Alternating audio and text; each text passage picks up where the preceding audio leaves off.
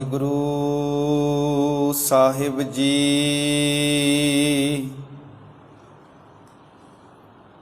ਆਵੋ ਸਿੱਖ ਸਤਿਗੁਰੂ ਕੇ ਪਿਆਰੇ ਹੋ,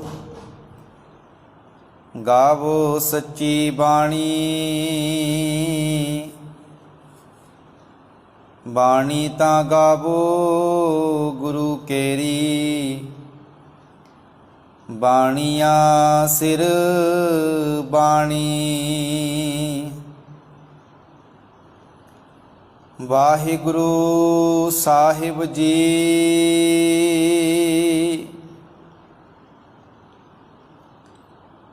ਛਾੜ ਮਨ ਹਰ ਬਿਮੁਖਨ ਕੋ ਸੰਗ, ਸਾਰੰਗ ਮਹੱਲਾ ਪੰਜਵਾਂ। ਸੂਰਦਾਸ ਇਕ ਓੰਕਾਰ ਸਤਿਗੁਰ ਪ੍ਰਸਾਦ। ਹਰ ਕੇ ਸੰਗ ਬਸੇ ਹਰ ਲੋਕ, ਤਨ ਮਨ ਅਰਪ ਸਰਬਸ ਸਭ ਅਰਪਿਓ। ਆਨੰਦ ਸਹਿਜ ਧੁਨ ਚੋਕ ਰਹਾਉ, ਦਰਸ਼ਨ ਪੇਖ ਭੈ ਨਿਰਵਿਖਈ। ਪਾਏ ਹੈ ਸਗਲੇ ਥੋਕ, ਆਨ ਬਸਤ ਸਿਉ ਕਾਜ ਨਾ ਕਛੁਐ। ਸੁੰਦਰ ਬਦਨ ਅਲੋਕ, ਸਿਆਮ ਸੁੰਦਰ ਤਜ ਆਨ ਜੋ ਚਾਹਤ। ਜਿਉ ਕੁਸ਼ਟੀ ਤਨ ਜੋਕ, ਸੂਰਦਾਸ ਮਨ ਪ੍ਰਭ ਹੱਥ ਲੀਨੋ। ਦੀਨੋ ਏ ਪਰਲੋਕ, ਸੂਰਦਾਸ ਮਨ ਪ੍ਰਭ ਹੱਥ ਲੀਨੋ। ਦੀਨੋ ਏ ਪਰਲੋਕ। ਪਰਮ ਸਤਿਕਾਰਯੋਗ ਸ਼੍ਰੀ ਗੁਰੂ ਗ੍ਰੰਥ ਸਾਹਿਬ ਜੀ ਦੀ ਪਾਵਨ ਪਵਿੱਤਰ ਹਜ਼ੂਰੀ ਅੰਦਰ ਜੁੜ ਬੈਠੇ ਸਤਿਕਾਰਯੋਗ ਬਡਭਾਗੀ ਸਤ ਸੰਗੀ ਜਨੋ, ਆਓ ਕੁਝ ਸਮਾਂ ਸਤਿਗੁਰੂ ਜੀ ਦੀ ਪਾਵਨ ਗੁਰਬਾਣੀ ਵਿਚਾਰ ਨਾਲ ਸਾਂਝ ਪਾਈਏ। ਵਿਚਾਰਾਂ ਨਾਲ ਸਾਂਝ ਪਾਉਣ ਤੋਂ ਪਹਿਲਾਂ ਗੱਜ ਕੇ ਆਖੋ ਵਾਹਿਗੁਰੂ ਜੀ ਕਾ ਖਾਲਸਾ, ਵਾਹਿਗੁਰੂ ਜੀ ਕੀ ਫਤਿਹ।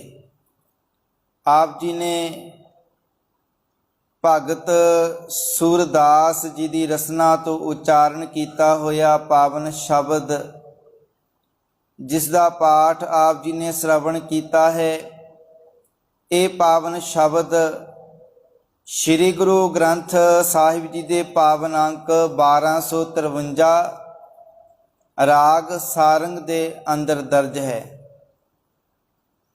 ਭਗਤ ਸੂਰਦਾਸ ਜੀ ਸ਼੍ਰੀ ਗੁਰੂ ਗ੍ਰੰਥ ਸਾਹਿਬ ਜੀ ਦੇ ਅੰਦਰ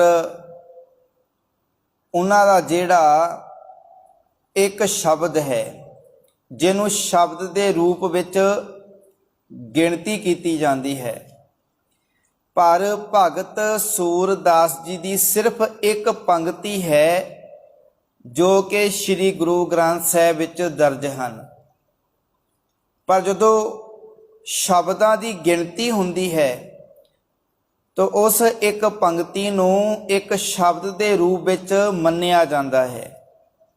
ਭਾਵ ਉਸ ਇੱਕ ਪੰਕਤੀ ਨੂੰ ਵੀ ਜਿਹੜਾ ਗਿਣਤੀ ਵਿੱਚ ਲਿਆ ਜਾਂਦਾ ਹੈ। ਭਗਤ ਸੂਰਦਾਸ ਜੀ ਦੀ ਜਿਹੜੀ ਇਹ ਪਾਵਨ ਪੰਕਤੀ ਹੈ, ਮਾਲਕ ਜੀ ਬਚਨ ਕਰਦੇ ਨੇ, ਛਾੜ ਮਨ ਹਰ ਬਿਮੁਖਨ ਕੋ ਸੰਗ।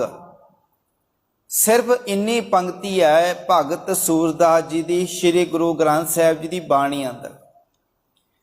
ਨਾਲ ਹੀ ਇਹਦੇ ਇੱਕ ਹੋਰ ਸ਼ਬਦ ਹੈ ਜੋ ਕਿ ਸ਼੍ਰੀ ਗੁਰੂ ਅਰਜਨ ਸਾਹਿਬ ਜੀ ਨੇ ਉਚਾਰਨ ਕੀਤਾ ਹੋਇਆ ਹੈ।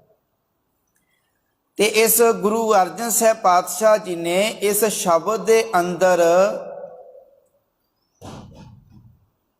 ਉਸ ਅਕਾਲ ਪੁਰਖ ਵਾਹਿਗੁਰੂ ਦੇ ਨਾਲ ਜੁੜੇ ਹੋਏ ਮਨੁੱਖਾਂ ਦੀ, ਗੁਰਮੁਖ ਪਿਆਰਿਆਂ ਦੀ ਵਿਚਾਰ ਸਾਡੇ ਸਾਹਮਣੇ ਰੱਖੀ ਹੈ। ਤੇ ਜਿਹੜੀ ਭਗਤ ਸੂਰਦਾਸ ਜੀ ਦੀ ਇੱਕ ਪੰਕਤੀ ਹੈ, ਉਸ ਪੰਕਤੀ ਦੇ ਵਿੱਚ ਭਗਤ ਸੂਰਦਾਸ ਜੀ ਨੇ ਬੇਮੁਖਾਂ ਦੀ ਗੱਲ ਕੀਤੀ ਹੈ, ਜਿਹੜੇ ਬੇਮੁਖ ਹਨ, ਕਿ ਹੇ ਮੇਰੇ ਮਨ, ਤੂੰ ਬੇਮੁਖਾਂ ਦਾ ਸੰਗ ਕਰਨਾ ਛੱਡ ਦੇ, ਤੂੰ ਬੇਮੁਖਾਂ ਦੀ ਸੰਗਤ ਕਰਨੀ ਛੱਡ ਦੇ, ਆਪਣੇ ਜੀਵਨ ਦੇ ਵਿੱਚੋਂ ਤਿਆਗ ਦੇ। ਤੇ ਗੁਰੂ ਪਿਆਰ ਵਾਲਿਓ, ਹੁਣ ਗੁਰੂ ਸਾਹਿਬਾਨ ਨੇ ਉੱਥੇ ਨਾ ਉਹਨਾਂ ਨੇ ਸ਼ਬਦ ਵੇਖਿਆ, ਉਹਨਾਂ ਨੇ ਭਾਵੇਂ ਇੱਕ ਪੰਕਤੀ ਵੀ ਉਚਾਰਨ ਕੀਤੀ ਆ ਭਗਤ ਸੂਰਦਾਸ ਜੀ ਨੇ, ਉਹਦੇ ਵਿੱਚ ਵੀ ਉਹਨਾਂ ਨੇ ਜੇਕਰ ਰੱਬੀ ਗੁਣਾਂ ਦੀ ਗੱਲ ਕੀਤੀ ਹੈ, ਮਨੁੱਖ ਦੇ ਜੀਵਨ ਨੂੰ ਉਪਦੇਸ਼ ਦਿੱਤਾ ਹੈ, ਤੇ ਸਤਿਗੁਰੂ ਜੀ ਨੇ ਉਸ ਪੰਕਤੀ ਨੂੰ ਵੀ ਬਾਣੀ ਦੇ ਵਿੱਚ ਦਰਜ ਕੀਤਾ ਹੈ। ਪਰ ਗੁਰੂ ਪਿਆਰ ਵਾਲਿਓ, ਇਸ ਪੰਕਤੀ ਦੇ ਉੱਤੇ ਨਾ ਕੋਈ ਸਿਰਲੇਖ ਹੈ। ਜਿਵੇਂ ਅਸੀਂ ਪਿਛਲੇ ਭਗਤ ਸਹਿਬਾਨਾਂ ਦੀ ਬਾਣੀ ਦੀ ਵਿਚਾਰ ਕਰਦੇ ਆਏ ਹਾਂ, ਤੇ ਜਿਨ੍ਹਾਂ ਦੇ ਵਿੱਚ ਜਦੋਂ ਸ਼ਬਦ ਸ਼ੁਰੂ ਹੁੰਦਾ ਸੀ, ਪਹਿਲਾਂ ਭਗਤ ਕਬੀਰ ਜੀ ਦੀ ਬਾਣੀ, ਭਗਤ ਸਦਨੇ ਜੀ ਦੀ ਬਾਣੀ, ਭਗਤ ਫਰੀਦ ਜੀ ਦੀ ਬਾਣੀ, ਇਸ ਤਰ੍ਹਾਂ ਦੇ ਉੱਪਰ ਸਿਰਲੇਖ ਹੁੰਦੇ ਸੀ। ਪਤਾ ਲੱਗਦਾ ਸੀ ਕਿ ਭਾਈ ਇਹ ਜਿਹੜੀ ਭਗਤ ਕਬੀਰ ਜੀ, ਭਗਤ ਰਵਿਦਾਸ, ਭਗਤ ਨਾਮਦੇਵ, ਇਹਨਾਂ ਦੀ ਬਾਣੀ ਹੈ, ਇਹਨਾਂ ਦਾ ਸ਼ਬਦ ਹੈ। ਪਰ ਗੁਰੂ ਪਿਆਰ ਵਾਲਿਓ, ਇਸ ਪੰਕਤੀ ਉੱਪਰ ਕੋਈ ਵੀ ਸਿਰਲੇਖ ਨਹੀਂ ਹੈ, ਤੇ ਇਹ ਸਿਰਫ ਕੱਲੀ ਤੇ ਇਕੱਲੀ ਜਿਹੜੀ ਪੰਕਤੀ ਹੈ, ਨਾ ਇਹਦੇ ਕੋਈ ਮਤਲਬ ਅਖੀਰ ਵਿੱਚ ਕੋਈ ਇਸ ਤਰ੍ਹਾਂ ਭਗਤ ਸੂਰਦਾਸ ਜੀ ਦਾ ਨਾਮ ਆਉਂਦਾ ਹੈ। ਪਰ ਗੁਰੂ ਪਿਆਰ ਵਾਲਿਓ, ਅਗਲੇਰਾ ਸ਼ਬਦ ਜਿਹੜਾ ਉਚਾਰਨ ਕੀਤਾ ਹੋਇਆ ਨਾ ਗੁਰੂ ਅਰਜਨ ਸਾਹਿਬ ਪਾਤਸ਼ਾਹ ਜੀ ਨੇ, ਉਸ ਦੇ ਉੱਤੇ ਮਹੱਲਾ 5ਵਾਂ ਲਿਖਿਆ ਹੋਇਆ ਹੈ ਤੇ ਨਾਲ ਸੂਰਦਾਸ ਲਿਖਿਆ ਹੋਇਆ ਹੈ। ਭਾਵ ਕਿ ਜਿਹੜੀ ਪਿਛਲੀ ਪੰਕਤੀ ਆ, ਉਹਦੀ ਵਿਆਖਿਆ ਵੀ ਗੁਰੂ ਅਰਜਨ ਸਾਹਿਬ ਜੀ ਨੇ ਇਸ ਸ਼ਬਦ ਵਿੱਚ ਕੀਤੀ ਹੋਈ ਹੈ। ਇਸ ਤੋਂ ਪਤਾ ਲੱਗਦਾ ਹੈ ਕਿ ਇਹ ਜਿਹੜੀ ਪੰਕਤੀ ਹੈ, ਭਗਤ ਸੂਰਦਾਸ ਜੀ ਉਚਾਰਨ ਕੀਤੀ ਹੋਈ ਹੈ। ਹੁਣ ਭਗਤ ਸੂਰਦਾਸ ਜੀ ਆਪਣੀ ਇਸ ਪਾਵਨ ਸ਼ਬਦ ਦੇ ਵਿੱਚ ਸਾਨੂੰ ਕੀ ਵਿਚਾਰ ਬਖਸ਼ਿਸ਼ ਕਰਦੇ ਨੇ? ਮਾਲਕ ਜੀ ਬਚਨ ਕਰਦੇ ਨੇ, ਛਾੜ ਮਨ ਹਰ ਬੇਮੁਖਨ ਕੋ ਸੰਗ। ਕਹਿੰਦੇ ਹੇ ਮੇਰੇ ਮਨ, ਉਹਨਾਂ ਬੰਦਿਆਂ ਦਾ, ਉਹਨਾਂ ਮਨੁੱਖਾਂ ਦਾ ਸਾਥ ਛੱਡ ਦੇ ਜੋ ਪਰਮਾਤਮਾ ਵੱਲੋਂ ਬੇਮੁਖ ਹਨ। ਗੁਰੂ ਪਿਆਰ ਵਾਲਿਓ, ਗੁਰੂ ਗ੍ਰੰਥ ਸਾਹਿਬ ਜੀ ਦੀ ਬਾਣੀ ਅੰਦਰ ਬੇਮੁਖ ਸ਼ਬਦ, ਸਾਕਤ ਸ਼ਬਦ, ਗੁਰਮੁਖ ਸ਼ਬਦ, ਇਹ ਸ਼ਬਦ ਜਿਹੜੇ ਵਰਤੇ ਗਏ ਨਾ, ਸਤਿਗੁਰੂ ਜੀ ਨੂੰ ਇਹਨਾਂ ਸ਼ਬਦਾਂ ਦੇ ਨਾਲ ਕੋਈ ਨਫ਼ਰਤ ਨਹੀਂ ਹੈ। ਸਤਿਗੁਰੂ ਜੀ ਨੇ ਮਨੁੱਖ ਦੇ ਜੀਵਨ ਨੂੰ, ਉਹਦੇ ਕਿਰਦਾਰ ਨੂੰ ਸਾਡੇ ਸਾਹਮਣੇ ਰੱਖਿਆ ਹੋਇਆ ਕਿ ਭਾਈ ਜਿਹੜਾ ਬੇਮੁਖ ਹੁੰਦਾ ਆ, ਉਹਦਾ ਜੀਵਨ ਇਹ ਆ, ਜਿਹੜਾ ਸਾਕਤ ਮਨੁੱਖ ਹੈ, ਉਸ ਦਾ ਜੀਵਨ ਇਹ ਹੈ। ਸਾਕਤ ਮਨੁੱਖ ਕਿਹਨੂੰ ਕਹਿੰਦੇ ਆ? ਜਿਹੜਾ ਰੱਬ ਨਾਲ ਟੁੱਟਾ ਹੋਇਆ ਆ, ਜਿਹੜਾ ਗੁਰੂ ਵੱਲੋਂ ਬੇਮੁਖ ਆ, ਜਿਹੜਾ ਪ੍ਰਮਾਤਮਾ ਵੱਲੋਂ ਬੇਮੁਖ ਆ, ਉਹਨੂੰ ਬੇਮੁਖ ਵੀ ਕਹਿ ਦਿੰਦੇ, ਉਹਨੂੰ ਸਾਕਤ ਵੀ ਕਹਿ ਦਿੰਦੇ ਆ, ਤੇ ਉਹਨੂੰ ਮਨਮੁਖ ਵੀ ਕਿਹਾ ਜਾਂਦਾ ਆ। ਤੇ ਜਿਹੜਾ ਰੱਬ ਨਾਲ ਜੁੜਿਆ ਹੋਇਆ, ਉਹਨੂੰ ਗੁਰਮੁਖ ਕਿਹਾ ਜਾਂਦਾ ਆ। ਹੁਣ ਅਸੀਂ ਇਸ ਵਿਚਾਰ ਨੂੰ ਸਮਝਣਾ ਆ ਕਿ ਸਤਿਗੁਰੂ ਜੀ ਨੇ ਆਪਣੀ ਪਾਵਨ ਬਾਣੀ ਅੰਦਰ ਬੇਮੁਖ ਬਾਰੇ ਆਪਣੇ ਕੀ ਵਿਚਾਰ ਮਾਲਕ ਨੇ ਬਖਸ਼ਿਸ਼ ਕੀਤੇ ਨੇ। ਸਤਿਗੁਰੂ ਦੀ ਪਾਵਨ ਬਾਣੀ ਅੰਦਰ ਹੀ ਬਚਨਾ, ਉਲਟੀ ਰੇ ਮਨ ਉਲਟੀ ਰੇ, ਸਾਕਤ ਸਿਉ ਕਰ ਉਲਟੀ ਰੇ। ਹੁਣ ਬੇਮੁਖ ਕੌਣ ਆ? ਜਿਹੜਾ ਰੱਬ ਨਾਲ ਟੁੱਟਾ ਹੋਇਆ, ਜਿਹਨੇ ਆਪਣਾ ਮੁਖ ਗੁਰੂ ਵੱਲ ਨਹੀਂ ਕੀਤਾ, ਜਿਹਨੇ ਆਪਣਾ ਮੁਖ ਰੱਬੀ ਗੁਣਾਂ ਵੱਲ ਨਹੀਂ ਕੀਤਾ। ਮੁਖ ਦਾ ਅਰਥ ਕੀ ਹੈ? ਭਾਵ ਕਿ ਉਹਨੇ ਰੱਬੀ ਗੁਣਾਂ ਨੂੰ ਆਪਣੇ ਜੀਵਨ 'ਚ ਨਹੀਂ ਵਸਾਇਆ, ਚੰਗੀ ਮੱਤ ਉਹਨੇ ਜੀਵਨ 'ਚ ਲੈ ਕੇ ਨਹੀਂ ਆਉਂਦੀ, ਚੰਗੀ ਅਕਲ ਜੀਵਨ 'ਚ ਨਹੀਂ ਲੈ ਕੇ ਆਉਂਦੀ, ਜਿਸ ਕਰਕੇ ਉਹ ਰੱਬੀ ਗੁਣਾਂ ਵੱਲੋਂ ਬੇਮੁਖ ਹੋ ਗਿਆ। ਤੇ ਮਾਲਕ ਜੀ ਆਪਣੇ ਸ਼ਬਦ ਅੰਦਰ ਬਚਨ ਕਰਦੇ ਨੇ, ਉਲਟੀ ਰੇ ਮਨ ਉਲਟੀ ਰੇ। ਉਲਟੀ ਦਾ ਅਰਥ ਕੀ ਹੁੰਦਾ ਹੈ? ਭਾਵ ਕਿ ਉਲਟਾਲਾ, ਪਰਤਾਲਾ, ਆਪਣੇ ਆਪ ਨੂੰ ਵਾਪਸ ਮੁੜ ਜਾ। ਹੁਣ ਜਿਵੇਂ ਅਸੀਂ ਕਹਿੰਦੇ ਨਾ, ਭਾਈ ਤੂੰ ਉਲਟਾ ਵਾਪਸ ਆ ਜਾ, ਭਾਵ ਕਿ ਉੱਥੋਂ ਵਾਪਸ ਮੁੜਾ। ਮਾਲਕ ਜੀ ਕਹਿੰਦੇ ਹੇ ਮੇਰੇ ਮਨ, ਜਿਹੜੇ ਮਨੁੱਖ ਪਰਮਾਤਮਾ ਨਾਲ ਸਦਾ ਟੁੱਟੇ ਰਹਿੰਦੇ ਨੇ, ਜਿਹੜੇ ਰੱਬੀ ਗੁਣਾਂ ਨੂੰ ਜੀਵਨ 'ਚ ਨਹੀਂ ਵਸਾਉਂਦੇ, ਰੱਬ ਨਾਲ ਟੁੱਟੇ ਰਹਿੰਦੇ ਨੇ, ਕਹਿੰਦੇ ਉਹਨਾਂ ਨਾਲੋਂ ਆਪਣੇ ਆਪ ਨੂੰ ਸਦਾ ਪਰੇ ਰੱਖ। ਕਹਿੰਦੇ ਤੂੰ ਉਹਨਾਂ ਦੀ ਸੰਗਤ ਨਾ ਕਰ, ਉਹਨਾਂ ਬੇਮੁਖਾਂ ਦੀ ਸੰਗਤ ਵਿੱਚ ਨਾ ਜਾ, ਕਿਉਂਕਿ ਸਾਕਤ ਸਿਉ ਕਰ ਲਟੀਰੇ। ਕਿਉਂਕਿ ਸਾਕਤ ਮਨੁੱਖ ਜਿਹੜੇ ਨਾ ਰੱਬ ਨਾਲ ਟੁੱਟੇ ਹੋਏ ਆ, ਕਹਿੰਦੇ ਉਹ ਅਧਰਮੀ ਆ, ਉਹਨਾਂ ਦਾ ਜੀਵਨ ਧਰਮ ਵਾਲਾ ਨਹੀਂ ਹੈ, ਉਹਨਾਂ ਦੇ ਜੀਵਨ ਅੰਦਰ ਸ੍ਰੇਸ਼ਟ ਗੁਣ ਨਹੀਂ ਹਨ। ਝੂਠੇ ਕੀਰੇ ਝੂਠ ਪ੍ਰੀਤ, ਕਹਿੰਦੇ ਜਿਵੇਂ ਝੂਠੇ ਮਨੁੱਖ ਦੀ ਪ੍ਰੀਤ ਵੀ ਕਹਿੰਦੇ ਝੂਠੀ ਹੁੰਦੀ ਆ।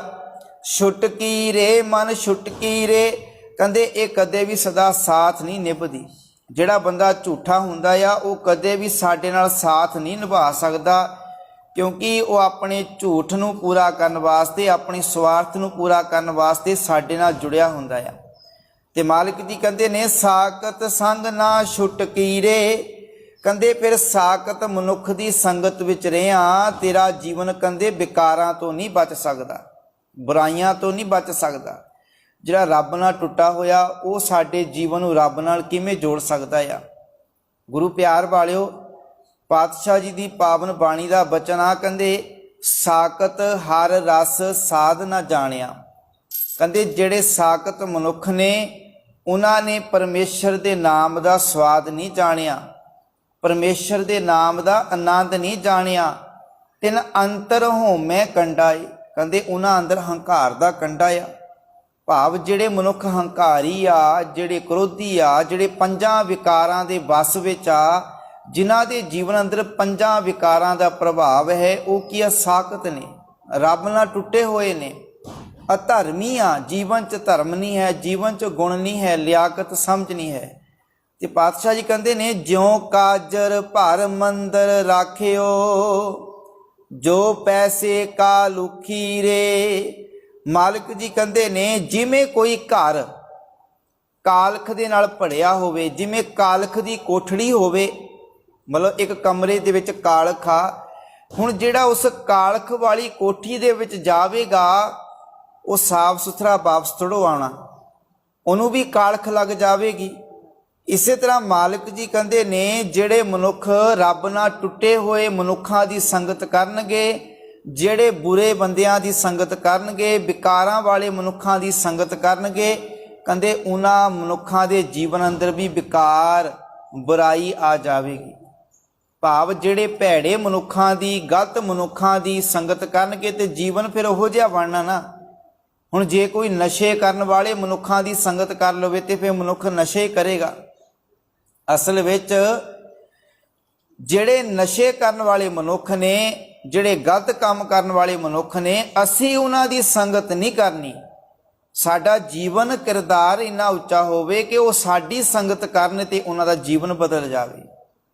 ਹੁਣ ਵੇਖੋ ਗੁਰੂ ਨਾਨਕ ਸਾਹਿਬ ਪਾਤਸ਼ਾਹ ਜੀ ਜਿਹੜੇ ਸੱਜਣ ਠੱਗ ਵਰਗੇ ਹੋਏ ਨੇ, ਜਾਂ ਹੋਰ ਜਿਹੜੇ ਹੋਏ ਨੇ, ਜਿਹੜੇ ਬੇਮੁਖ ਸੀਗੇ, ਜਿਹੜੇ ਜੀਵਨ ਅੰਦਰ ਗਲਤ ਕੰਮ ਕਰਦੇ ਸੀ, ਗੁਰੂ ਨਾਨਕ ਸਾਹਿਬ ਜੀ ਉਹਨਾਂ ਦੀ ਸੰਗਤ ਕਰਨ ਵਾਸਤੇ ਨਹੀਂ ਗਏ।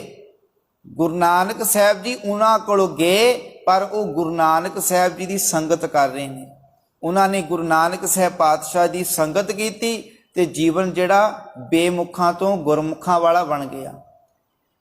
ਭਾਵ ਕਿ ਸਤਿਗੁਰੂ ਜੀ ਜਿਹੜੇ ਕਹਿੰਦੇ ਨੇ ਕਿ ਭਾਈ ਜੇ ਤੂੰ ਉਹਨਾਂ ਦੀ ਸੰਗਤ ਵਿੱਚ ਜਾਣਾ ਵੀ ਆ, ਉੱਥੇ ਜਾ ਕੇ ਤੂੰ ਆਪਣਾ ਪ੍ਰਭਾਵ ਛੱਡ, ਅਗਲੇ ਦਾ ਪ੍ਰਭਾਵ ਕਬੂਲ ਕਰਕੇ ਲੈ ਕੇ ਨਾ। ਹੁਣ ਮੰਨ ਲਓ ਕੋਈ ਨਸ਼ਾ ਕਰ ਰਿਹਾ ਵਿਅਕਤੀ, ਤੇ ਗੁਰੂ ਪਿਆਰ ਵਾਲਿਓ ਜੇਕਰ ਅਸੀਂ ਉਹਦੇ ਕੋਲ ਜਾਣੇ ਵੀ ਹਾਂ ਪਰ ਉਹਦਾ ਪ੍ਰਭਾਵ ਨਾ ਕਬੂਲ ਕਰੀਏ ਕਿ ਭਾਈ ਅਸੀਂ ਵੀ ਨਸ਼ੇ ਕਰਨ ਲੱਗ ਪਈਏ, ਅਸੀਂ ਵੀ ਉਹਦੇ ਪਿੱਛੇ ਲੱਗ ਪਈਏ, ਸਗੋਂ ਆਪਣੇ ਜੀਵਨ ਅੰਦਰ ਚੰਗੀ ਵਿਚਾਰ ਉਹਨੂੰ ਦੇ ਕੇ ਆਈਏ, ਉਹ ਸਾਡੀ ਸੰਗਤ ਕਰੇ, ਨਾ ਕਿ ਅਸੀਂ ਉਹਦੀ ਸੰਗਤ ਕਰੀਏ, ਉਹਦਾ ਜੀਵਨ ਬਦਲ ਜਾਵੇ। ਹੁਣ ਗੁਰੂ ਸਾਹਿਬਾਨ ਹੋਏ ਆ ਜਿਹੜੇ ਕਿ ਇਹੋ ਜਿਹੇ ਭੂਮੀਏ ਚੋਰ ਵਰਗੇ ਹੋਰ ਜਿਹੜੇ ਹੋਏ ਨੇ, ਜਿਹੜੇ ਗੁਰੂ ਨਾਲ ਟੁੱਟੇ ਹੋਏ ਸੀਗੇ, ਜਦੋਂ ਉਹ ਗੁਰੂ ਦੇ ਚਰਨਾਂ ਵਿੱਚ ਆਏ, ਉਹਨਾਂ ਨੇ ਗੁਰੂ ਦੀ ਸੰਗਤ ਕੀਤੀ। ਇਹ ਸੁਣੋ ਕਿ ਗੁਰੂ ਨਾਨਕ ਸਾਹਿਬ ਪਾਤਸ਼ਾਹ ਜੀ ਨੇ ਸੱਜਣ ਠੱਗ ਦਾ ਪ੍ਰਭਾਵ ਕਬੂਲ ਲਿਆ ਤੇ ਗੁਰੂ ਨਾਨਕ ਸਾਹਿਬ ਜੀ ਵੀ ਫਿਰ ਗਲਤ ਰਾਹ ਤੇ ਤੁਰ ਗਏ। ਇਹ ਅਸੀਂ ਕਦੇ ਨਹੀਂ ਸੁਣਿਆ। ਭਾਵ ਕਿ ਗੁਰੂ ਨਾਨਕ ਸਾਹਿਬ ਜੀ ਦੀ ਸ਼ਖਸੀਅਤ, ਉਹਨਾਂ ਦਾ ਜੀਵਨ, ਉਹਨਾਂ ਦਾ ਕਿਰਦਾਰ, ਉਹਨਾਂ ਦੇ ਬਚਨ ਇੰਨੇ ਉੱਚੇ ਸਨ ਕਿ ਉਹਨਾਂ ਨੇ ਭਾਈ ਸੱਜਣ ਠੱਗ ਜਿਹੜਾ ਸੀਗਾ ਨਾ, ਉਹਦੇ ਜੀਵਨ ਨੂੰ ਬਦਲ ਕੇ ਰੱਖ ਦਿੱਤਾ। ਤੇ ਅੱਜ ਸਾਡਾ ਜੀਵਨ ਜਿਹੜਾ, ਜੇਕਰ ਅਸੀਂ ਮਾੜੇ ਮਨੁੱਖਾਂ ਦੀ ਸੰਗਤ ਵਿੱਚ ਜਾਂਦੇ ਹਾਂ ਤੇ ਸਾਡਾ ਜੀਵਨ ਉਹੋ ਜਿਹਾ ਬਣ ਜਾਂਦਾ, ਕਿਉਂਕਿ ਸਾਡੇ ਅੰਦਰ ਇੰਨੀ ਤਾਕਤ ਨਹੀਂ ਹੈ, ਸਾਡੇ ਵਿਚਾਰਾਂ ਵਿੱਚ, ਸਾਡੇ ਕਿਰਦਾਰ ਵਿੱਚ ਉਹ ਗੁਣ ਨਹੀਂ ਹਨ ਜਿਸ ਕਰਕੇ ਮਨੁੱਖ ਦਾ ਜੀਵਨ ਬਦਲ ਜਾਵੇ।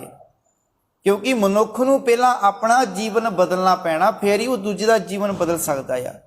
ਤੇ ਪਾਤਸ਼ਾਹ ਜੀ ਬਚਨ ਕਰਦੇ ਨੇ, ਕਹਿੰਦੇ ਸਾਕਤ ਮਨੁੱਖ ਦਾ ਜੀਵਨ ਕਿਹੋ ਜਿਹਾ ਆ। ਕਬੀਰ ਸਾਕਤ ਐਸਾ ਹੈ ਜੈਸੀ ਲਸਣ ਕੀ ਖਾਨ। ਕਹਿੰਦੇ ਸਾਕਤ ਮਨੁੱਖ ਦਾ ਜੀਵਨ ਇਹੋ ਜਿਹਾ ਆ ਜਿਵੇਂ ਕਹਿੰਦੇ ਥੋਮ ਦੀ ਭਰੀ ਹੋਈ ਗਠੜੀ ਹੈ, ਭਾਵ ਕਿ ਜਿਹੜੀ ਕੋਠੜੀ ਹੈ, ਥੋਮ ਦਾ ਅਰਥ ਕੀ ਹੈ? ਲਸਣ। ਜਿਵੇਂ ਲਸਣ ਦੀ ਭਰੀ ਹੋਈ ਕੋਠੜੀ ਹੋਵੇ ਤੇ ਗੁਰੂ ਪਿਆਰ ਵਾਲਿਓ, ਕੋਨੇ ਬੈਠੇ ਖਾਈਏ ਪ੍ਰਗਟ ਹੋਏ ਨਿਧਾਨ। ਕਹਿੰਦੇ ਤੁਸੀਂ ਭਾਵੇਂ ਕਿਸੇ ਕੋਨੇ ਵਿੱਚ ਜਾ ਕੇ ਵੀ ਲਸਣ ਖਾ ਲਓ, ਫਿਰ ਵੀ ਤੁਹਾਡੇ ਤੋਂ ਉਹਦੀ ਜਿਹੜੀ ਨਾ ਉਹ ਦੁਰਗੰਧ, ਜਿਹੜੀ ਉਹਦੀ ਜਿਹੜੀ ਨਾ ਖੁਸ਼ਬੂ ਵਗੈਰਾ ਉਹ ਆ ਜਾਣੀ ਆ, ਫਿਰ ਵੀ ਸਾਨੂੰ ਪਤਾ ਲੱਗ ਜਾਣਾ ਭਾਈ ਇਸ ਬੰਦੇ ਨੇ ਲਸਣ ਖਾਧਾ ਆ। ਇਸੇ ਤਰ੍ਹਾਂ ਮਾਲਕ ਜੀ ਕਹਿੰਦੇ ਨੇ ਜਿਹੜੇ ਮਨੁੱਖ, ਜਿਹੜੇ ਸਾਕਤ ਮਨੁੱਖ ਹੁੰਦੇ ਨਾ, ਰੱਬ ਨਾਲ ਟੁੱਟੇ ਹੋਏ ਬੰਦੇ, ਵਿਕਾਰਾਂ ਵਿੱਚ ਗਲਤਾਨ ਹੋਏ, ਬੁਰੇ ਕੰਮਾਂ ਵਿੱਚ ਫਸੇ ਹੋਏ, ਕਹਿੰਦੇ ਉਹਨਾਂ ਦੇ ਜੀਵਨ ਵਿੱਚੋਂ ਵੀ ਵਿਕਾਰਾਂ ਦੀ ਬਦਬੂ ਆ ਜਾਂਦੀ, ਪਤਾ ਲੱਗ ਜਾਂਦਾ ਕਿ ਬੰਦੇ ਮਾੜੇ ਕੰਮ ਕਰਦੇ ਆ, ਇਹਨਾਂ ਦਾ ਜੀਵਨ ਭੈੜਾ ਆ, ਇਹਨਾਂ ਦਾ ਜੀਵਨ ਸਹੀ ਰਾਹ ਤੇ ਨਹੀਂ ਚੱਲ ਰਿਹਾ। ਉਹਨਾਂ ਦੇ ਲੱਛਣਾਂ ਤੋਂ, ਉਹਨਾਂ ਦੇ ਕੰਮਾਂ ਤੋਂ ਪਤਾ ਲੱਗ ਜਾਂਦਾ ਆ। ਤੇ ਮਾਲਕ ਜੀ ਬਚਨ ਕਰਦੇ ਨੇ, ਕਹਿੰਦੇ ਸਾਕਤ ਮਨੁੱਖ ਦਾ ਜੀਵਨ ਇਹੋ ਜਿਹਾ ਆ। ਭਾਈ ਗੁਰਦਾਸ ਜੀ ਨੇ ਆਪਣੇ ਬਾਰ ਦੇ ਵਿੱਚ ਬੜੀਆਂ ਸੋਹਣੀਆਂ ਉਦਾਹਰਨ ਦਿੱਤੀਆਂ ਨੇ। ਕਹਿੰਦੇ ਜਿਹੜੇ ਗੁਰੂ ਤੋਂ ਬੇਮੁਖ ਹੁੰਦੇ ਨੇ, ਰੱਬ ਤੋਂ ਬੇਮੁਖ ਹੁੰਦੇ ਨੇ, ਉਹਨਾਂ ਦਾ ਜੀਵਨ ਕਿਹੋ ਜਿਹਾ ਆ। ਮੱਖਣ ਲਿਆ ਬਿਰੋਲ ਕੈ ਸ਼ਾਹੇ ਛੁੱਟੜ ਹੋਈ। ਕਹਿੰਦੇ ਜਿਵੇਂ ਮੱਖਣ, ਹੁਣ ਵੇਖੋ ਜਦੋਂ ਰਿੜਕਿਆ ਜਾਂਦਾ, ਰਿੜਕਣ ਤੋਂ ਬਾਅਦ ਜਿਹੜਾ ਮੱਖਣ ਲਾ ਲਿਆ ਜਾਂਦਾ, ਕੱਢ ਲਿਆ ਜਾਂਦਾ, ਪਿੱਛੇ ਜਿਹੜੀ ਉਹ ਲੱਸੀ ਆ ਉਹੀ ਰਹਿ ਜਾਂਦੀ ਆ। ਹੁਣ ਲੱਸੀ ਦੀ ਕੋਈ ਇੰਨੀ ਕੀਮਤ ਨਹੀਂ ਹੁੰਦੀ, ਪਰ ਮੱਖਣ ਬੜਾ ਕੀਮਤੀ। ਕਦੀ ਹੋਇਆ ਕਿ ਭਾਈ ਮੱਖਣ ਅਸੀਂ ਕਿਸੇ ਨੂੰ ਦੇ ਦਈਏ ਤੇ ਲੱਸੀ ਆਪ ਰੱਖ ਲਈਏ? ਅਸੀਂ ਕਹਿੰਦੇ ਕਿ ਭਾਈ ਮੱਖਣ ਅਸੀਂ ਰੱਖੀਏ ਤੇ ਲੱਸੀ ਭਾਵੇਂ ਜਿਹੜਾ ਮਰਜ਼ੀ ਲੈ ਜਾਵੇ। ਤੇ ਗੁਰੂ ਪਿਆਰ ਵਾਲਿਓ, ਇਸੇ ਤਰ੍ਹਾਂ ਮਾਲਕ ਜੀ ਕਹਿੰਦੇ ਨੇ ਉਸ ਮਨੁੱਖ ਦੇ ਜੀਵਨ ਦੇ ਵਿੱਚੋਂ ਸ਼ਰਧਾ, ਪ੍ਰੇਮ ਰੂਪੀ ਮੱਖਣ ਜਿਹੜਾ ਖਤਮ ਹੋ ਜਾਂਦਾ ਆ। ਮਾਲਕ ਜੀ ਕਹਿੰਦੇ ਨੇ ਉਹਦੇ ਜੀਵਨ ਅੰਦਰ ਸਿਰਫ ਲੱਸੀ ਰਹਿ ਜਾਂਦੀ ਆ, ਉਹਦਾ ਜੀਵਨ ਜਿਹੜਾ ਫਿਰ ਕਿਸੇ ਵੀ ਕੀਮਤ ਦਾ ਨਹੀਂ ਰਹਿ ਜਾਂਦਾ। ਅੱਗੇ ਭਾਈ ਗੁਰਦਾਸ ਜੀ ਕਹਿੰਦੇ ਨੇ, ਪੀੜ ਲਈ ਰਸ ਗੰਨਿਓ ਛਿਲ ਸੋਹੈ ਨਾ ਕੋਈ। ਮਾਲਕ ਜੀ ਕਹਿੰਦੇ ਨੇ ਜਦੋਂ ਗੰਨੇ ਵਿੱਚੋਂ ਕਹਿੰਦੇ ਬੇਲਣੇ ਰਾਹੀਂ ਪੀੜ ਕੇ ਰਸ ਕੱਢ ਲਿਆ ਜਾਂਦਾ ਤੇ ਪਿੱਛੇ ਜਿਹੜੀ ਫਿਰ ਉਹਦੀ ਫੱਕ ਜੀ ਬਚ ਜਾਂਦੀ ਆ, ਉਹਨੂੰ ਫੇਰ ਕੀ ਕੀਤਾ ਜਾਂਦਾ? ਉਹ ਤਾਂ ਅੱਗ ਬਾਲਣ ਦੀ ਕੰਮ ਆਉਂਦੀ ਆ। ਤੇ ਜਿਹੜੇ ਬੇਮੁਖ ਹੁੰਦੇ ਆ, ਇਸੇ ਤਰ੍ਹਾਂ ਕਹਿੰਦੇ ਉਹਨਾਂ ਦੇ ਜੀਵਨ ਵਿੱਚ ਜਦੋਂ ਨਾਮ ਦਾ ਰਸ ਨਿਕਲ ਜਾਂਦਾ, ਚੰਗਿਆਈ ਦਾ ਰਸ ਨਿਕਲ ਜਾਂਦਾ ਆ, ਪਾਤਸ਼ਾਹ ਕਹਿੰਦੇ ਨੇ, ਕਹਿੰਦੇ ਫਿਰ ਉਹਨਾਂ ਦਾ ਜੀਵਨ ਵਿਕਾਰਾਂ ਵਿੱਚ ਵੜ ਜਾਂਦਾ, ਉਹਨਾਂ ਦਾ ਜੀਵਨ ਵਿਕਾਰਾਂ ਨਾਲ ਜੁੜ ਜਾਂਦਾ, ਫਿਰ ਉਹਨਾਂ ਦਾ ਜੀਵਨ ਕਿਸੇ ਕੰਮ ਨਹੀਂ ਰਹਿੰਦਾ, ਉਹਨਾਂ ਦੀ ਫਿਰ ਕੋਈ ਕੀਮਤ ਨਹੀਂ ਹੈ। ਰੰਗ ਮਜੀਠੋ ਨਿਕਲੇ ਅੱਡ ਲਹਿ ਨਾ ਸੋਈ। ਕਿਤੇ ਮਜੀਠ ਦਾ ਜਿਹੜਾ ਇੱਕ ਰੁੱਖ ਹੁੰਦਾ ਆ, ਬੂਟਾ ਹੁੰਦਾ, ਜਿਹੜਾ ਬੜਾ ਪੱਕਾ ਰੰਗ ਹੁੰਦਾ। ਹੁਣ ਜਦੋਂ ਉਸ ਮਜੀਠ ਦੇ ਵਿੱਚੋਂ ਰੰਗ ਕੱਢ ਲਿਆ ਜਾਂਦਾ ਨਾ, ਕਹਿੰਦੇ ਉਹਦਾ ਫਿਰ ਬਾਅਦ ਵਿੱਚ ਕੋਡੀ ਵੀ ਮੁੱਲ ਨਹੀਂ ਪੈਂਦਾ। ਭਾਵ ਕਿ ਉਹਦਾ ਜਿਹੜਾ ਫੋਗ ਆ, ਜਿਹੜਾ ਉਹਦਾ ਪਿੱਛੇ ਜਿਹੜਾ ਬਚਿਆ ਹੋਇਆ ਛਿਲਕਾ, ਜਿਹੜਾ ਗੁੱਦਾ ਆ, ਕਹਿੰਦੇ ਉਹਦੀ ਕੋਈ ਕੀਮਤ ਨਹੀਂ ਹੈ, ਉਹਨੂੰ ਚੱਕ ਕੇ ਸੁੱਟ ਦਿੱਤਾ ਜਾਂਦਾ ਹੈ। ਇਸੇ ਤਰ੍ਹਾਂ ਮਾਲਕ ਜੀ ਕਹਿੰਦੇ ਜਿਸ ਮਨੁੱਖ ਦੇ ਜੀਵਨ ਅੰਦਰੋਂ ਨਾਮ ਦਾ ਰੰਗ ਉਤਰ ਜਾਂਦਾ ਆ, ਕਹਿੰਦੇ ਉਹਦਾ ਜੀਵਨ ਵੀ ਫਿਰ ਕਿਸੇ ਕੰਮ ਨਹੀਂ ਰਹਿ ਜਾਂਦਾ।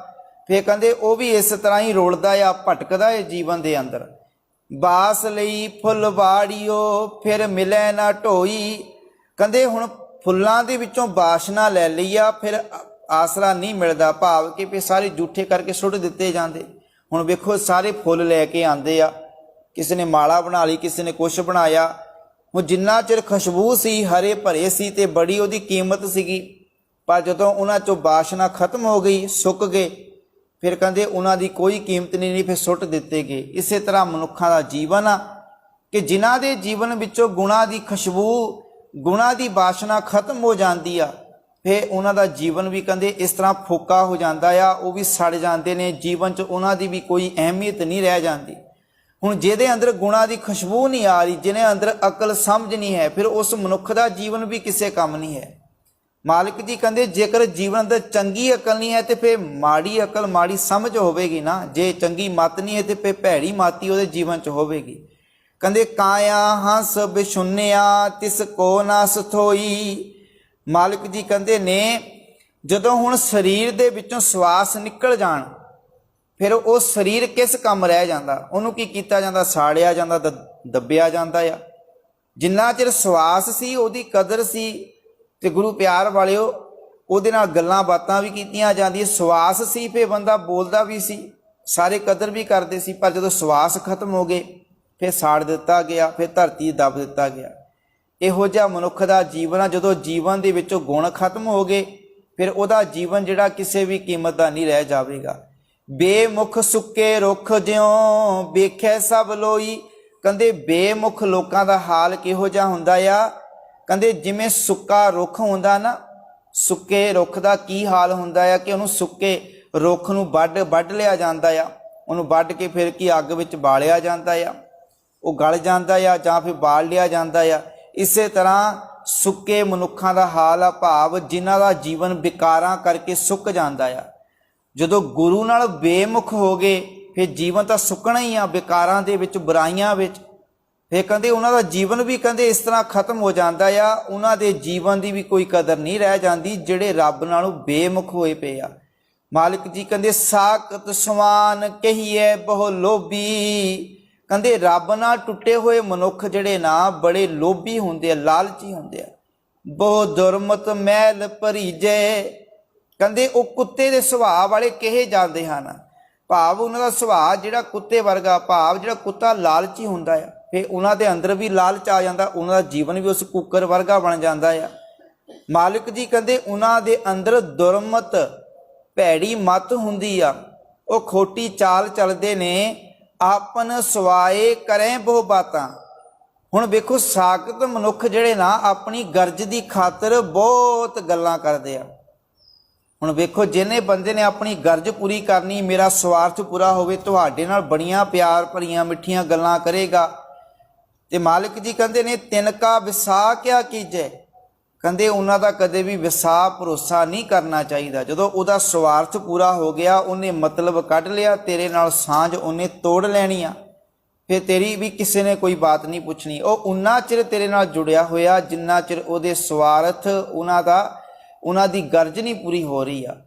ਤੇ ਗੁਰੂ ਪਿਆਰ ਵਾਲਿਓ ਸਾਡਾ ਜੀਵਨ ਵੀ ਗੁਰੂ ਨਾਲ ਉਨਾ ਚਿਰ ਹੀ ਜੁੜਿਆ ਰਹਿੰਦਾ ਜਿੰਨਾ ਚਿਰ ਸਾਡੀ ਕੋਈ ਇੱਛਾ ਪੂਰੀ ਨਹੀਂ ਹੁੰਦੀ। ਉਨਾ ਚਿਰ ਅਸੀਂ ਗੁਰੂ ਨਾਲ ਜੁੜੇ ਰਹਿੰਦੇ ਹਾਂ, ਗੁਰੂ ਦੀ ਬਾਣੀ ਪੜ੍ਹਦੇ ਸੁਣਦੇ ਹਾਂ। ਸਾਡੀ ਇੱਛਾ ਪੂਰੀ ਹੋ ਗਈ ਫਿਰ ਅਸੀਂ ਗੁਰੂ ਦੇ ਨਾਲ ਟੁੱਟ ਜਾਂਦੇ ਹਾਂ, ਫਿਰ ਉਨਾ ਪਿਆਰ ਗੁਰੂ ਨਾਲ ਨਹੀਂ ਰਹਿ ਜਾਂਦਾ। ਹੁਣ ਜਿੰਨਾ ਚਿਰ ਮੰਨ ਲਓ ਅਸੀਂ ਅਰਦਾਸ ਬੇਨਤੀ ਕਰਦੇ, ਮਾਲਿਕ ਜੀ ਸਾਨੂੰ ਆਹ ਦੇ ਦਿਓ, ਸਾਡੇ ਘਰ-ਬਾਰ ਬਣ ਜੇ, ਸਾਡਾ ਪੁੱਤ ਨੌਕਰੀ ਤੇ ਲੱਗ ਜਾਵੇ, ਸਾਡੇ ਘਰ ਪੁੱਤਰ ਦੀ ਦਾਤ ਮਿਲ ਜਾਵੇ, ਸਾਡਾ ਆਹ ਕੰਮ ਸਬਰ ਜਾਵੇ। ਹੁਣ ਜਿੰਨਾ ਚਿਰ ਕੰਮ ਨਹੀਂ ਸਬਰਿਆ ਉਨਾ ਚਿਰ ਤਾਂ ਬਾਣੀ ਪੜ੍ਹ ਰਿਹਾ ਆ, ਬੜਾ ਪਿਆਰ ਆ, ਬੜੀ ਸੇਵਾ ਕਰ ਰਿਹਾ, ਨੰਗੇ ਪੈਰੀ ਵੀ ਤੁਰ ਕੇ ਆ ਰਿਹਾ। ਪਰ ਜਦੋਂ ਕੰਮ ਪੂਰੇ ਹੋ ਗਏ ਫਿਰ ਭੁੱਲ ਹੀ ਗਿਆ ਕਿ ਭਾਈ ਗੁਰਦੁਆਰੇ ਦਾ ਰਾਹ ਕਿੱਧਰ ਆ, ਫਿਰ ਨਹੀਂ ਪਤਾ ਰਹਿੰਦਾ, ਫਿਰ ਗੁਰਦੁਆਰੇ ਰਸਤਾ ਭੁੱਲ ਹੀ ਜਾਂਦਾ ਆ, ਫਿਰ ਗੁਰੂ ਦਾ ਦਰ ਭੁੱਲ ਜਾਂਦਾ ਆ। ਕਿਉਂਕਿ ਸਵਾਰਥ ਪੂਰਾ ਹੋ ਗਿਆ, ਜਿਹੜਾ ਗਰਜ ਸੀ ਸਾਡੀ ਉਹ ਪੂਰੀ ਹੋ ਗਈ। ਹੁਣ ਅਸੀਂ ਗੁਰੂ ਤੋਂ ਕੀ ਲੈਣਾ? ਅਗਲੀ ਵਾਰ ਨੂੰ ਫੇਰ ਸਹੀ ਜਦੋਂ ਕੋਈ ਦੁੱਖ ਵਿਪਤਾ ਆ ਗਈ ਫਿਰ ਅਸੀਂ ਗੁਰੂ ਕੋਲ ਆ ਜਾਵਾਂਗੇ। ਭਾਵ ਕਿ ਜਿਵੇਂ ਅਸੀਂ ਸੰਸਾਰ ਦੇ ਲੋਕਾਂ ਨਾਲ ਕਾਰ ਵਿਹਾਰ ਦਾ ਰੱਖਦੇ ਹਾਂ, ਵਿਚਰਦੇ ਹਾਂ, ਉਸੇ ਤਰ੍ਹਾਂ ਅਸੀਂ ਗੁਰੂ ਨਾਲ ਵੀ ਰੱਖ ਰਹੇ ਹਾਂ ਕਿ ਗੁਰੂ ਨੂੰ ਉਦੋਂ ਹੀ ਯਾਦ ਕਰਨਾ ਜਦੋਂ ਸਾਡੇ ਘਰ 'ਚ ਵਿਪਤਾ ਦੁੱਖ ਹੋਵੇ। ਜੇ ਖੁਸ਼ੀ ਆ ਫਿਰ ਅਸੀਂ ਗੁਰੂ ਨੂੰ ਕਾਹਨੂੰ ਯਾਦ ਕਰਨਾ। ਮਾਲਿਕ ਜੀ ਕਹਿੰਦੇ ਨੇ ਸਾਖਤ ਮਨੁੱਖਾਂ ਦਾ ਜੀਵਨ ਇਹੋ ਜਿਹਾ ਹੁੰਦਾ ਆ। ਤੇ ਭਗਤ ਸੂਰਦਾਸ ਜੀ ਬਚਨ ਕਰਦੇ ਨੇ, ਕਹਿੰਦੇ ਛਾੜ ਮਨ ਹਰ ਵਿਮੁਖਨ ਕੋ ਸੰਗ। ਭਗਤ ਸੂਰਦਾਸ ਜੀ ਨੇ ਆਪਣੀ ਇਸ ਪੰਕਤੀ ਵਿੱਚ ਇਹੀ ਵਿਚਾਰ ਰੱਖੇ ਨੇ ਕਿ ਹੇ ਮੇਰੇ ਮਨ, ਕਿ ਉਹਨਾਂ ਬੰਦਿਆਂ ਦਾ ਸਾਥ ਛੱਡ ਦੇ ਜਿਹੜੇ ਰੱਬ ਵੱਲੋਂ ਬੇਮੁਖ ਹਨ, ਜਿਨ੍ਹਾਂ ਦੇ ਅੰਦਰ ਰੱਬੀ ਗੁਣ ਨਹੀਂ ਹਨ, ਭਾਵ ਮਾੜਿਆਂ ਦੀ ਸੰਗਤ ਨਾ ਕਰ। ਅੱਗੇ ਗੁਰੂ ਅਰਜਨ ਸਾਹਿਬ ਪਾਤਸ਼ਾਹ ਜੀ ਬਚਨ ਕਰਦੇ ਨੇ, ਇਹਦੇ ਨਾਲ ਗੁਰੂ ਅਰਜਨ ਸਾਹਿਬ ਜੀ ਨੇ ਆਪਣਾ ਸ਼ਬਦ ਉਚਾਰਨ ਕੀਤਾ ਆ। ਸਾਰੰਗ ਮਹੱਲਾ ਪੰਜਵਾਂ। ਸੂਰਦਾਸ ਇੱਕ ਓੰਕਾਰ ਸਤਿਗੁਰ ਪ੍ਰਸਾਦ। ਕਹਿੰਦੇ ਪਰਮਾਤਮਾ ਇੱਕ ਹੈ ਜਿਹੜਾ ਸਦਾ ਰਹਿਣ ਵਾਲਾ ਹੈ, ਗੁਰੂ ਦੀ ਕਿਰਪਾ ਨਾਲ ਮਿਲਦਾ ਹੈ। ਗੁਰੂ ਅਰਜਨ ਸਾਹਿਬ ਪਾਤਸ਼ਾਹ ਜੀ ਨੇ ਨਾਲ ਸ਼ਬਦ ਉਚਾਰਨ ਕੀਤਾ, ਜਿਹਦੇ ਵਿੱਚ ਉਹਨਾਂ ਨੇ ਵਿਚਾਰ ਕਿਹੜੀ ਕੀਤੀ ਆ ਕਿ ਜਿਹੜੇ ਰੱਬ ਦੇ ਪਿਆਰੇ ਆ, ਰੱਬ ਨਾਲ ਜੁੜੇ ਹੋਏ ਆ, ਉਹਨਾਂ ਦਾ ਜੀਵਨ ਕਿਹੋ ਜਿਹਾ ਹੁੰਦਾ। ਪਹਿਲਾਂ ਅਸੀਂ ਬੇਮੁਖਾਂ ਦੀ ਗੱਲ ਕਰ ਲਈ ਆ, ਹੁਣ ਜਿਹੜੇ ਗੁਰਮੁਖ ਪਿਆਰੇ ਆ, ਕਹਿੰਦੇ ਹਰ ਕੇ ਸੰਗ ਬਸੇ ਹਰ ਲੋਕ, ਕਹਿੰਦੇ ਰੱਬ ਦੀ ਬੰਦਗੀ ਕਰਨ ਵਾਲੇ ਗੁਰੂ ਅਰਜਨ ਸਾਹਿਬ ਪਾਤਸ਼ਾਹ ਜੀ ਭਗਤ ਸੂਰਦਾਸ ਜੀ ਨੂੰ ਦੱਸਦੇ ਨੇ ਕਿ ਭਾਈ ਹੇ ਸੂਰਦਾਸ, ਜਿਹੜੇ ਮਨੁੱਖ ਪ੍ਰਮਾਤਮਾ ਦੀ ਬੰਦਗੀ ਕਰਦੇ ਨਾ, ਉਹ ਸਦਾ ਪ੍ਰਮਾਤਮਾ ਨਾਲ ਵਸਦੇ ਨੇ, ਰੱਬੀ ਗੁਣਾਂ ਨੂੰ ਜੀਵਨ 'ਚ ਵਸਾ ਕੇ ਰੱਖਦੇ ਨੇ। ਕਹਿੰਦੇ ਉਹਨਾਂ ਦਾ ਸਾਥ ਜਿਹੜਾ ਨਾ ਫਿਰ ਬੇਮੁਖਾਂ ਨਾਲ ਛੁੱਟ ਜਾਂਦਾ ਆ। ਜਿਹੜੇ ਰੱਬ ਨਾਲ ਜੁੜ ਜਾਂਦੇ, ਸੱਚ ਨਾਲ ਜੁੜ ਜਾਂਦੇ ਆ, ਫਿਰ ਉਹਨਾਂ ਦੇ ਜੀਵਨ 'ਚ ਝੂਠ ਨਹੀਂ ਰਹਿੰਦਾ। ਤਨ ਮਨ ਅਰਪ ਸਰਵਸ ਅਰ ਸਭ ਅਰਪਿਓ, ਕਹਿੰਦੇ ਉਹ ਆਪਣਾ ਤਨ ਮਨ ਸਭ ਕੁਝ ਕਹਿੰਦੇ ਮਾਲਕ ਤੋਂ ਸਦਕੇ ਕਰ ਦਿੰਦੇ ਆ। ਤਨ ਕਰਕੇ ਮਨ ਕਰਕੇ ਗੁਰੂ ਨੂੰ ਸਮਰਪਿਤ ਹੋ ਜਾਂਦੇ ਆ, ਰੱਬ ਨੂੰ ਸਮਰਪਿਤ ਹੋ ਜਾਂਦੇ ਆ। ਆਪਣੇ ਤਨ ਦੇ ਨਾਲ ਕੋਈ ਗਲਤ ਕੰਮ ਨਹੀਂ ਕਰਦੇ, ਮਨ ਦੇ ਵਿੱਚ ਕੋਈ ਮਾੜਾ ਵਿਚਾਰ ਮਾੜਾ ਖਿਆਲ ਨਹੀਂ ਲੈ ਕੇ ਆਉਂਦੇ। ਕਹਿੰਦੇ ਸਭ ਅਰਪਿਓ ਆਨੰਦ ਸਹਿਜ ਧੁਨ ਝੋਕ, ਕਹਿੰਦੇ ਉਹਨਾਂ ਨੂੰ ਆਨੰਦ ਜੀਵਨ ਵਿੱਚ ਫਿਰ ਆਨੰਦ ਹੁੰਦਾ, ਉਹ ਸਦਾ ਆਨੰਦ ਵਿੱਚ ਰਹਿੰਦੇ, ਸਦਾ ਖੇੜੇ ਵਿੱਚ ਰਹਿੰਦੇ ਆ। ਕਹਿੰਦੇ ਫਿਰ ਉਹਨਾਂ ਦੇ ਜੀਵਨ ਅੰਦਰ ਅਡੋਲਤਾ ਦੀ ਜਿਹੜੀ ਅਵਸਥਾ ਕਾਇਮ ਹੋ ਜਾਂਦੀ ਆ, ਉਹ ਕਦੇ ਵੀ ਜੀਵਨ 'ਚ ਡੋਲਦੇ ਨਹੀਂ। ਜਿਹੜੇ ਗੁਰੂ ਨਾਲ ਜੁੜ ਜਾਂਦੇ ਨੇ, ਜਿਹੜੇ ਰੱਬ ਵੱਲ ਆਪਣਾ ਮੁਖ ਕਰਕੇ ਤੁਰਦੇ ਆ ਜੀਵਨ ਦੇ ਵਿੱਚ, ਰੱਬੀ ਗੁਣਾਂ ਨੂੰ ਜੀਵਨ ਦਾ ਹਿੱਸਾ ਬਣਾ ਲੈਂਦੇ ਆ, ਉਹ ਸਦਾ ਆਨੰਦ ਨਾਲ ਭਰੇ ਰਹਿੰਦੇ ਆ। ਦਰਸ਼ਨ ਪੇਖ ਭੇ ਨਿਰਵਿਖਈ, ਕਹਿੰਦੇ ਹੇ ਸੂਰਦਾਸ, ਰੱਬ ਦੀ ਭਗਤੀ ਕਰਨ ਵਾਲੇ ਜਿਹੜੇ ਬੰਦੇ ਆ, ਪ੍ਰਭੂ ਦਾ ਦੀਦਾਰ ਕਰਕੇ ਕਹਿੰਦੇ ਵਿਸ਼ੇ ਵਿਕਾਰਾਂ ਤੋਂ ਬਚ ਜਾਂਦੇ ਆ। ਹੁਣ ਵਿਸ਼ੇ ਵਿਕਾਰਾਂ ਤੋਂ ਉਹੀ ਬਚਣਗੇ ਜਿਹੜੇ ਚੰਗਿਆਈ ਤੇ ਰਾਹ ਤੇ ਚੱਲਣਗੇ, ਜਿਹੜੇ ਜੀਵਨ 'ਚ ਚੰਗੇ ਕੰਮ ਕਰਨਗੇ। ਕਹਿੰਦੇ ਪਾਏ ਹੈ ਸਗਲੇ ਥੋਕ, ਕਹਿੰਦੇ ਫਿਰ ਸਾਰੇ ਪਦਾਰਥ ਉਹਨਾਂ ਨੂੰ ਮਿਲ ਜਾਂਦੇ ਆ। ਸਾਰੇ ਪਦਾਰਥ ਦਾ ਕੀ ਅਰਥ ਕਿ ਉਹਨਾਂ ਦੀਆਂ ਬਾਸ਼ਨਾਵਾਂ ਜਿਹੜੀਆਂ ਮੁੱਕ ਜਾਂਦੀਆਂ, ਉਹ ਫਿਰ ਨੀਤ ਦੇ ਭੁੱਖੇ ਨਹੀਂ ਰਹਿੰਦੇ, ਫਿਰ ਉਹਨਾਂ ਦਾ ਜੀਵਨ ਰੱਜ ਜਾਂਦਾ, ਤ੍ਰਿਪਤ ਹੋ ਜਾਂਦਾ ਆ।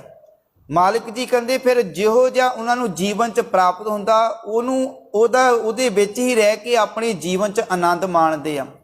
ਭਾਵ ਕਿ ਜੀਵਨ 'ਚ ਕੋਈ ਬਾਸ਼ਨਾਵਾਂ ਨਹੀਂ ਰਹਿ ਜਾਂਦੀਆਂ ਕਿ ਭਾਈ ਮੈਨੂੰ ਇਸ ਤਰ੍ਹਾਂ ਦਾ ਖਾਣਾ ਮਿਲ ਰਿਹਾ ਜਾਂ ਮੈਨੂੰ ਇਸ ਤਰ੍ਹਾਂ ਦੇ ਕੱਪੜੇ ਮਿਲ ਰਹੇ ਆ।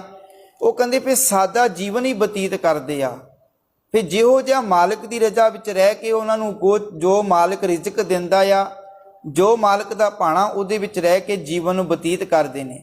ਆਨ ਬਸਤ ਸਿਉ ਕਾਜ ਨਾ ਕਛੂਐ, ਸੁੰਦਰ ਬਤਨ ਅਲੋਕ, ਕਹਿੰਦੇ ਜਿਹੜਾ ਪ੍ਰਭੂ ਦੇ ਸੋਹਣੇ ਮੁਖ ਦਾ ਦੀਦਾਰ ਕਰਦੇ ਨੇ, ਦਰਸ਼ਨ ਕਰਦੇ ਨੇ, ਤੇ ਮਾਲਕ ਜੀ ਕਹਿੰਦੇ ਨੇ ਉਹਨਾਂ ਨੂੰ ਦੁਨੀਆ ਦੀ ਹੋਰ ਕਿਸੇ ਵੀ ਸ਼ੈ ਦੀ ਗਰਜ ਦੀ ਲੋੜ ਨਹੀਂ ਰਹਿ ਜਾਂਦੀ।